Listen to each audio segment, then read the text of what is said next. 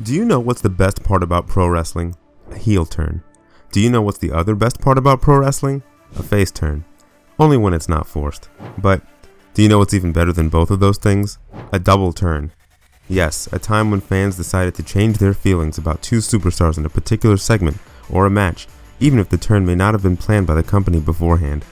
Rarely does a professional wrestling company get a double turn right, but when it does, the entire landscape of the storyline and even the company changes for the better. Over many years, we have witnessed countless superstars switch roles, and only a handful of them have been effective. Yes, the one you're drooling over is on this list. With that being said, let's look back at some of the most effective double turns in WWE history. Let's get into it.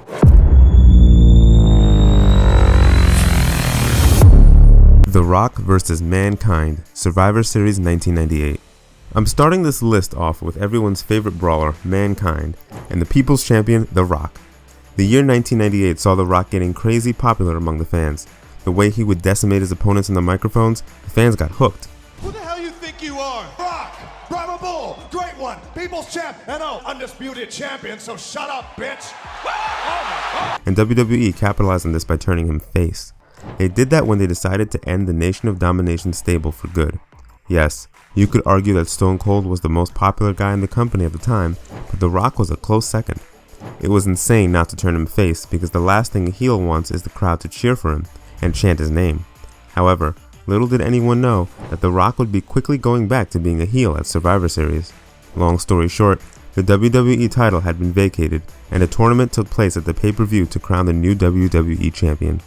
Mankind was aligned with Vince and Shane McMahon, and Vince tried everything he could to crown Mankind as the new WWE champion. Well, at least that's what we thought he was planning to do. The finals of the tournament was set between The Rock and Mankind, and poor Mankind got betrayed by the devil himself. The finish saw The Rock applying the sharpshooter on Mankind and Vince calling for the bell to be rung, a reference to the Montreal Screwjob that took place a year prior. Vince, Shane, and The Rock rejoiced, and soon the corporation was born. The Rock turned heel, and this also led to the rise of Mankind, the babyface. Mankind got so over that the fans wanted nothing but for him to win the WWE title, and that's what happened. Mankind went on to defeat The Rock on Raw, and the pop was so deafening, it was a surreal moment. It was also something that cost WCW a lot of viewers. For those who don't know, Raw used to be a taped show back in the day.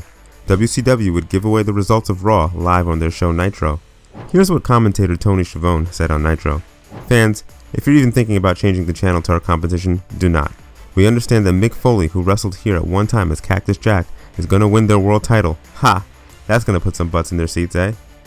Over 600,000 viewers switched from Nitro to Raw to see Mankind win the title, giving Raw the win in the ratings. Mind-blowing, am I right?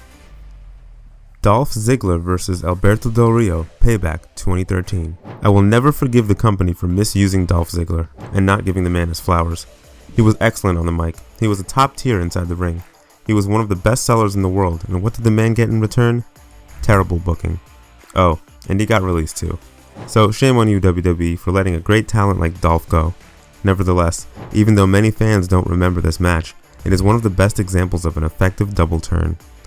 Back in 2013, WWE decided to turn the World Heavyweight Champion at the time, Alberto Del Rio, babyface.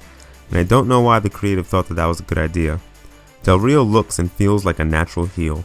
On top of that, the match that was booked for WrestleMania that year for the World Heavyweight Championship was Del Rio vs. Jack Swagger. No offense to either man, but this was the best the company got. The best thing about all of this was the cash-in that happened on the Raw after WrestleMania. The crowd lost their mind when Dolph finally got his due and became the world champion. It was such an epic moment and one of the best in Raw's history.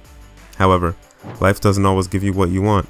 Shortly, Dolph was sidelined with a legit concussion, leaving Del Rio and Swagger to feud for the right to face Dolph at the Payback pay-per-view. At the event, Del Rio entered as a face and Dolph as the heel. I'm not sure if a double turn was actually the plan, but Del Rio consistently targeting the head of Dolph was enough to make the double turn happen. Dolph is such a good seller, man. His selling in this match against Del Rio is what got the fans behind him that night. With every shot delivered to the head, the crowd felt bad for Dolph. They sympathized with him, and Dolph refusing any medical attention during the match, it all the more gave fans more reasons to rally behind Dolph. Del Rio ended the match by winning the title back. I wish I could say Dolph had steady booking after this, but I'm afraid I can't. WWE could have followed this up by making Dolph a top babyface, but the company relegated Dolph back to the mid-card. Del Rio continued to enjoy a long reign as the heel. Paige vs. AJ Lee, Raw 2014. This is a fun one. The women's division of the company was in shambles in the early 2010s. The company didn't create new female performers, and most of the female matches on the pay-per-views were considered as bathroom breaks. This is why I have emphasized the significance of NXT in my previous videos. Triple H had a vision, and it was to showcase the in-ring talent of the new generation. Fortunately, Paige was a part of this. Paige is a great performer, and it would have been a bummer if she didn't make an impact on her first night on the main roster. On the night after WrestleMania 30, Paige, who was the NXT Women's Champion at the time, made her main roster debut when she came out and congratulated AJ on retaining her WWE Divas Championship at WrestleMania. Heel AJ challenged Paige to an impromptu match for her Divas title, and it ended up costing her big time. Paige defeated AJ and became the first woman to win the Divas title in her debut match. Such an explosive debut. One would think WWE would follow up with this by booking Paige as the dominant champion, right? Nope.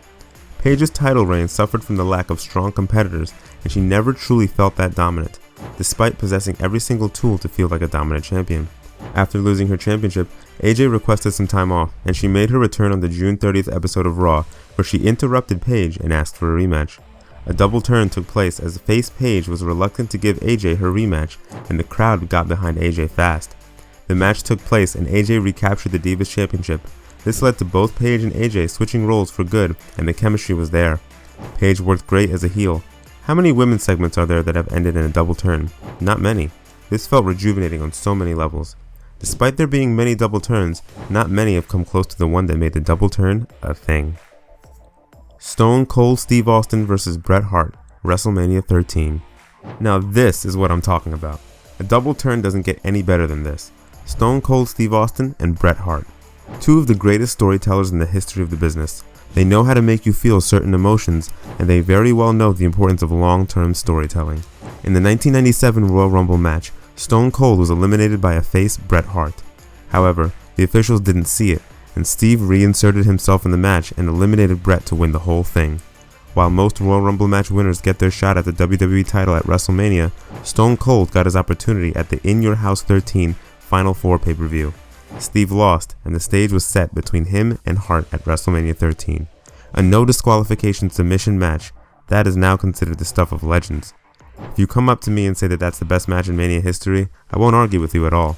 The double turn occurred when Steve displayed a never say die and anti-corporate attitude that resonated with the audience. The crowd sympathized with Steve when Bret beat the hell out of him and severely targeted his knee. With the sharpshooter locked in and blood pouring down his face, Steve refused to tap out and the crowd was wild. Steve passed out and gave Bret the win. After the match, Bret continued to attack Steve, becoming a heel in the process. The significance of this match cannot be understated. While Bret had to go through the infamous Montreal Screwjob later that year, WWE knew what to do with Steve. The Attitude Era was known mainly because of Steve, and the run Steve would go on to have solidified him as arguably the greatest WWE superstar of all time. Now it's your turn. I want to know some of your favorite double turns in the comments below, and if you enjoyed today's video, make sure to subscribe for more.